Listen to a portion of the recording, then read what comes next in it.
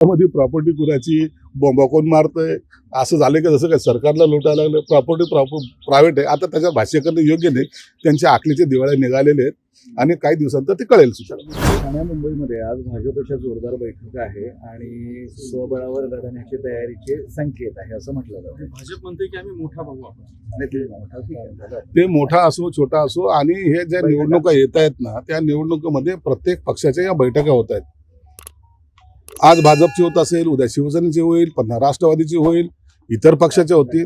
ही निवडणुकीची पूर्वतयारी म्हणून प्रत्येक पक्ष हा आपली भूमिका वठवत असतो आणि अशा बैठका घेत असतो. विरोधी पक्षनेते अंबादास दानवेंना तुम्ही एक इशारा दिला होता, तो इशारा त्यांनी फारच गांभीर्याने घेतलाय आणि राज्यपालांकडे त्यांनी चक्क तक्रार केली. जाऊ दे, तो झाला विषय. मुळामध्ये प्रॉपर्टी कुणाची, बॉम्बा कोण मारतंय, असं झालं की जसं काय सरकारला लुटायला लागलं. प्रॉपर्टी प्रायव्हेट आहे. आता त्याच्यात भाष्य करणं योग्य नाही.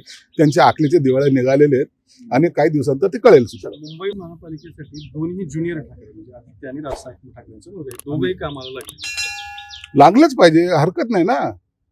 निवडणूक आहे, हे तर केलंच पाहिजे. आणि हे जे काही उभाटाचे आहेत ना, उद्या जर विक्रोळीचा मतदारसंघ गेला तर कॉर्पोरेशनला तर चान्स, पुढचं जे काही रणनीती आहे त्यांना कॉर्पोरेशन शिवाय काही दिसणार नाही. महाराष्ट्र दिसणार नाही, शेतकरी दिसणार नाही, कामगार दिसणार नाही.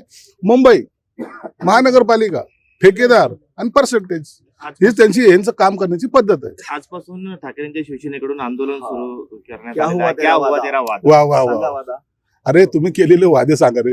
काय गाणे बी काय निवडून काढतात ना. यांना आता गाणे म्हणणं आणि टाळ्या वाजवणं याशिवाय उद्योग राहिलेला नाही. संजय राऊतांचा एक प्रश्न.